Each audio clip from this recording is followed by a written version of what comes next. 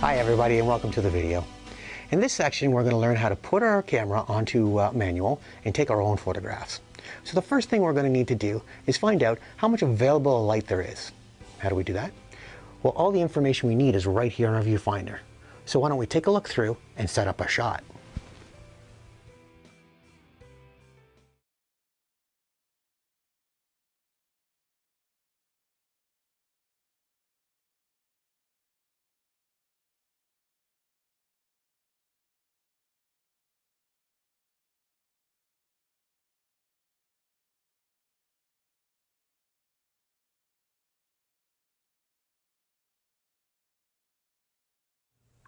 So photography really is the ability to balance out existing light. And how do we do that? Well, we do it through such things as apertures and shutter speeds. Right now, displayed on your screen, is the standard graphic you'd see through any viewfinder of an SLR or on the video output of any point and shoot. What does this graphic represent? Well, it represents all the tools that we have in the camera to be able to balance out a shot and regulate the light that's coming in and hitting the sensor and creating our shot. How do we use all these? Well, why don't we take a look at each one of these tools that we have at our disposal and find out what they do for us to help us balance a shot. The first tool that we find in our viewfinder is the exposure meter. The exposure meter lets us know if the light entering into the camera and hitting the sensor is balanced. Our second element is our aperture. Our aperture controls how much light enters into the sensor. And our third component is our shutter speed. This controls how long the light will be allowed into the sensor to create our exposure. The last tool I'd like to deal with that's in our viewfinder is our spot meter. And what our spot meter does is tells the camera where we want to take our light reading from. So now that we know these four components, why don't we learn how to use them? Because right now you're probably confused as to what they are and what they actually do for you to get a fantastic shot. So what we need to do first is take a meter reading of how much available light or how bright the image is that we want to photograph. And how do we do that? Well, that's where we use our spot meter. Now typically cameras have three different ways of reading how much available light or how bright the image is. One is the spot meter. Second is the center weighted meter. And third is the full frame meter. I personally like to use the spot meter. Why? Well, the spot meter allows you to take a reading from just inside that center square, which means you can be very precise on where you want to take your reading from. In this case, this image, it's really important to be able to do that because you want to take a reading from the sky, which is the most important part of the photograph. So if I use the spot meter, I can actually raise the spot meter to the sky, take my meter reading, and then balance out my shot. Center weighted works a little bit differently. It actually takes a reading of how much light over the whole frame, but gives preference to that center. Finally, there's full frame, and this is the typical way that a automatic camera would take a meter reading, is it takes in the information from the whole image and averages it out. And that's why when you're shooting on auto, a lot of the time you'll get great shots, but then every so often when the lighting is tricky, you'll get a very flat shot because everything's been averaged out and, made to go to the middle. I'm not big on this one. I really like spot metering. Well, how does that spot meter then, how do you know when it's right? Well, that's where down at the bottom, that's where our exposure meter comes into the picture. So our exposure meter is reading information from our spot meter, and what it's doing is telling us if there's too much or too little light coming in at the current settings that we're using. So why don't we go back up to the sky here and take a light meter reading from there, and look what happened to that little triangle down at the bottom. The triangle is called the level indicator. It just shot right off to the right, close to the plus sign. That's telling us there's too much light at the current settings that we're using for this exposure. So if we want the sky to come out perfectly balanced, we have to reduce the amount of light that's coming in. So we got two choices. We can reduce how much light's coming in by changing the aperture, or we can reduce how long we're letting light come in by reducing the shutter speed. So let's start with the shutter speed. So let's start reducing our shutter speed and see what happens. So down, down, down, down. There we go. Perfectly balanced shot. Well, what happened there? We reduced our shutter speed, but we went from 320 to 800. Well, how do you reduce something and get a bigger number, right? Right. Well, this is one of the little confusing things about photography, but once you know all about them, they actually make a lot of sense. Shutter speed refers to the amount of time that the aperture will be open in reference to a second. So what that means is at 800th, it's only open for 1/800th of a second, which is a smaller increment than, let's say, 1/4. Okay, so let's put a little graphic up to show you to help you understand this. All right, so if we have a shutter speed of 1/800th, here's 800 increments. Now, there's not actually 800 there, but we'll go with it. There's the size of 1, and now let's go to 1/4. Wow, the 1/4 is much bigger, right? So it's letting light in for longer, where the 1/800th is letting light in for a shorter duration. So the main thing to remember with a shutter speed, until you really get into photography, is that when you want to reduce the amount of light coming in, you're actually creating a larger number. So go up the number scale when you want to reduce the light, and go down the number scale when you want to increase the light. So there's a second way that we can balance out this exposure too. So let's reset. So there's our 5.6, 320, and we still got too much light coming in. Well, this time let's adjust using our aperture, or what's known as our f-stop. All right, so let's stop down. So let's go 1, 2, 3, 4, boom, there we go, balance shot, and we have an f9 at 320. Well, wait, what happened? Just like our shutter speeds, we reduced the amount of light, but our number went up. Well, let's bring a graphic up on the screen here. Here's a diagram of 6 different apertures. These are pretty much 6 standard aperture sizes. And let's use the f4. What the f4 means is it's 1/4 of the focal length. So it's a fraction. That's what the F stands for, a fraction of the focal length. So it's 1/4 of the focal length, and the blue center indicates how open the aperture would be at that setting. Now let's go down to the f16.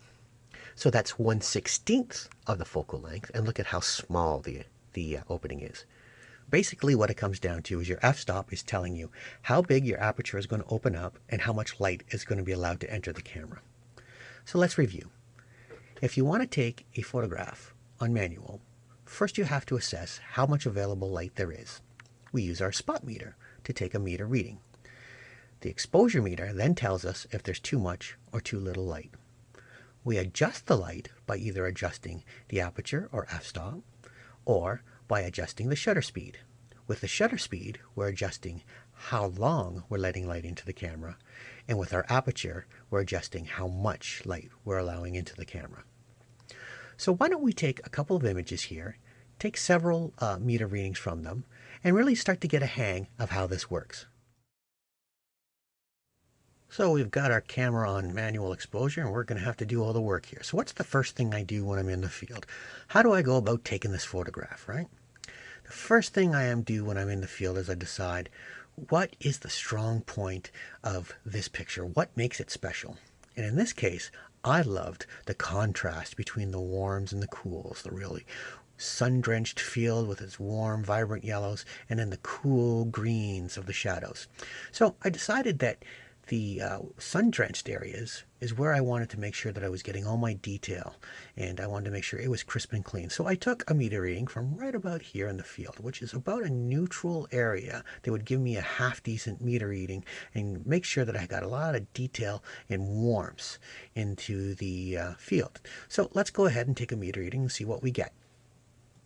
So we'll start with the same settings as we did our last photograph, the sunset, at 5, 6, and 320. Let's take a meter reading. Wow, now our little exposure indicator is pointing off to the left instead of pointing up.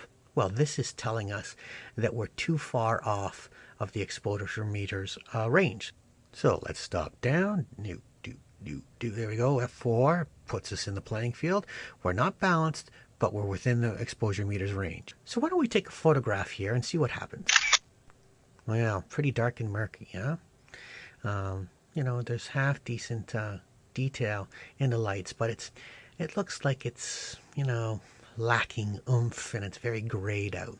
So let's use our shutter speed and balance the shot out. So let's go up. There we go. Take another shot. Wow, look at how rich and bright and vibrant are highlighted, or warm areas now. That saturated, or I'm sorry, that sun saturated field looks like it's a sun drenched field and really warm and vibrant. Okay, so why don't we do a little experiment? Let's go 4 stops overexposed, so too much light. So let's go up, up, up, up. There we go. Now let's take another shot. Look what that did. It burned out all the detail in the highlights. It's called overexposure. But look at the shadows. There's a little more detail in them, right? But the thing is I said I really wanted my attention in this photograph to stay to the nice sun-drenched field, right? That's where my highlight, my punch, my impact is. So let's go back. We reset it. Boom, there's a perfect balanced shot. Take a shot. Okay, do you see how that vibrance comes back to the field? We still have a little bit of detail in our trees, in our shadowed areas, but all that gorgeous detail and all that beautiful warmth and vibrance is right back into the picture. So why don't we look at our different exposures beside each other to see what the difference is. So here we have our perfectly exposed on the right and our underexposed on the left.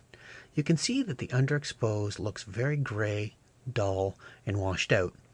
The perfectly balanced exposure has fantastic color, has a great balance between darks and lights, and gives us lots of wonderful detail in our highlighted areas. So now let's compare the overexposed to the correctly exposed. You can see in the overexposed on the left, all of the color has been washed out of the sky. A lot of the color has been washed out of the shadowed areas, and we've really lost that contrast balance. There's not a lot of contrast in the overexposed, whereas the perfectly balanced on the right hand side has nice color, nice detail in the highlights. It's got a nice contrast between darks and lights. It still has a little bit of detail in its shadowed areas. We have texture within our shadowed and our negative areas. But the point being is we really have that great balance between warm, cool, contrast, highlight, and dark. We have everything going for the one on the right. We have very little going for the one on the left. So let's do another one. We'll take this eagle head and we'll now try to exposure correct something that's up close to us. And also the eagle is in shadow. So you might be thinking to yourself, well, what do I change when something is in shadow? Absolutely nothing. To get the correct exposure, you're still going to go through the basic process that we've been doing for every other photo so far. So the first thing we got to do is figure out what is the focal point of our photograph. Well, this one's pretty easy. It obviously is the eagle's head. So right about here on the eagle's head is where I'm going to take my meter reading from. So why don't we go ahead and take a meter reading. So let's start with the same settings that we did in our last photograph. There's a 4.0 and a 125. Way too much light. And wait a minute, our exposure indicator's now pointing to the right instead of up. Well, that's telling us that we're too far off of the exposure meter's range. So what we got to do is keep stopping down till we finally get on. So let's keep stopping down. Boom, there we are. Now at least we're on the playing field. So let's keep stopping down and balance out that exposure. So there we go. We're right dead smack in the middle. This should be the perfect exposure. So let's take a shot. Well, what happened here? We have a balanced exposure, but the photographs seem to come out a little darker. That's because whites tend to trick your exposure meters. They tend to reflect a lot of light, so they tell the light meter that there's a lot more light there than there really is. So as a rule of thumb, whenever I'm photographing whites, I always do what's called bracketing a shot, which means I'll take a shot at dead balanced exposure, and then I'll take 2 more shots. One that's overexposed by 2 stops, and then one that's underexposed by 2 stops.